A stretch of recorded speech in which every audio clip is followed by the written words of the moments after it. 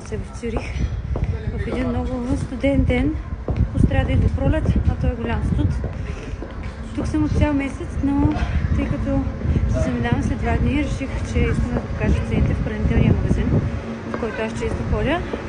Тя се води една от най-евтините вериги тук. Въпреки това обаче нещата са супер качествени и на доста достъпни цени. Така че отиваме заедно там да ви покажа цените. И за информация, 1 франк се равнява на 1,09 евро. Вече сме пред магазина. Денер. И влизаме. Сега цената на черито 1,80. Искам задължително да видите лука. Цената е 0,70. При нас е поне 1 евро. Манго. Мъжът ми асистира. Манго 1,50. Задължително искам да покажа и цената на кафето, защото в България кафето стана много скъпо. Ето това кафе, Мьовен пик, 2 кг, струва 27 почти. Нали така? Да, това е цената преди, това е сега в момента.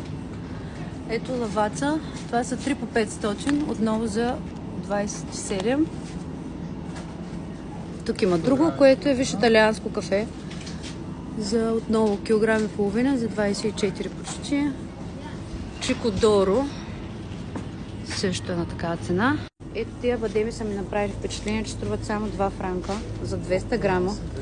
Това няма такава цена. Просто няма. Да. Обикновено в тези хладилници има неща на промоция. Ето тук има 27 на 20 скари, които са 1 кг. Повече са сега, доста тежко.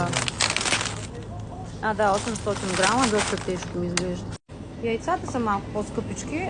Ето тези са боядисани, което означава, че са варени. Това е цената за 10 броя. Тук сме при мезетата. Искам да ви покажа сьомгата. Ето тази, която... ето тази. 3,75 за 150 грама. Доста често си я купуваме, защото е много добра цената. Иначе като цяло тези мезета са малко по-скъпички. Обикновено, ето вижте сега, това е 6,75 за 80 грама, 100 грама за 3. Малко по-скъпи са мезетата, но аз това съм го казвала и преди. Има много такъв вид готова паста. Ето това е цената за тези готовите пасти. Това е 350 грама за 2,20, което може да го вземеш де-факто доста добре да се наядеш. Да. Пирешкото е малко по-скъпо. Това е 6